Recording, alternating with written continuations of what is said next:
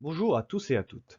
Dans cette vidéo, je vais vous résumer le projet de fin d'études que j'ai pu réaliser au sein de l'entreprise de Mathieu Bart Construction et dont le sujet est l'étude du nouveau système de guidage dynamique en tunnel. J'ai effectué cette étude sur le TNI de la ligne 17 à Bonneuil en France au nord-est de Paris. Le système de guidage classique de notre tunnelier est fourni par l'entreprise VMT. Cette même entreprise nous a proposé de tester leur nouveau système de guidage dynamique qui n'a jamais été utilisé en France. Notre objectif sera donc de l'étudier et de le comparer à celui actuellement utilisé. Dans un premier temps, je vais vous expliquer le système de guidage classique, puis dans un deuxième temps, le système de guidage dynamique. Et enfin, dans un troisième temps, je traiterai les résultats récoltés, puis je conclurai. Tout d'abord, le système de guidage classique. Celui-ci se réalise à l'aide d'une station totale, ici un TS15 de l'AIK, positionné sur un bracket et qui est lui-même fixé à un anneau construit. La station totale est connue en coordonnées X, Y, Z et s'oriente à l'aide d'un prisme arrière aussi connu en coordonnées. Une fois orientée, elle vise un boîtier appelé Altu.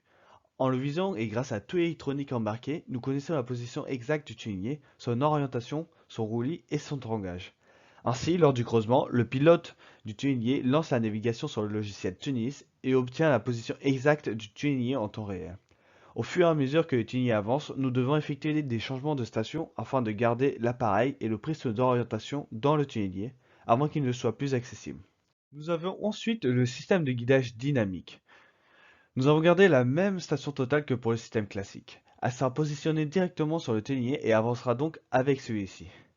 La position de la station totale est calculée par ésection en visant trois prises de référence connues en coordonnées. Il est nécessaire de les avancer au même rythme que le ténier afin qu'elle puisse continuer à les viser.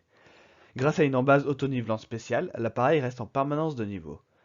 Pendant le creusement, le tunnelier est en mouvement et vibre, ce qui empêche la station totale de calculer sa position. C'est seulement lorsque le creusement est terminé qu'elle va se mettre en station et mesurer la position de celui-ci en visant l'altu. À l'aide de ces données de départ et de celles des élongations de vérins de poussée, le logiciel de calcul Tunis va calculer un plan en 3D afin d'extrapoler la position du tunnelier pour l'afficher en temps réel pendant le creusement. Je vais maintenant vous présenter le traitement des résultats. Comme vous pouvez le voir dans le PowerPoint, les avantages du système dynamique sont plus nombreux. Pour le traitement de ces résultats, nous nous sommes également appuyés sur trois critères, l'efficacité, le temps et le coût de chacun. Au niveau de l'efficacité du nouveau système, les personnes travaillant sur le TNI ont été globalement satisfaites par celui-ci, malgré quelques défauts relevés par les pilotes. Quant à Christophe, l'ingénieur topographe du tunnel, il s'est dit satisfait du nouveau système. En ce qui concerne le côté machine, les deux systèmes de guidage permettent de guider le tunnelier avec une précision similaire et une même cadence. Au niveau du critère du temps, le nouveau système dynamique permet au topographe d'en économiser 30% par rapport au système classique. Mais au niveau du coût, on s'aperçoit que le système dynamique est de 10 à 30% plus élevé que celui du système classique, en fonction des options que nous prenons.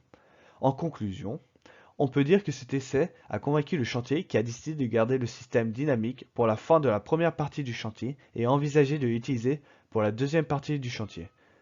Cette présentation est terminée et je tiens à vous remercier de votre écoute.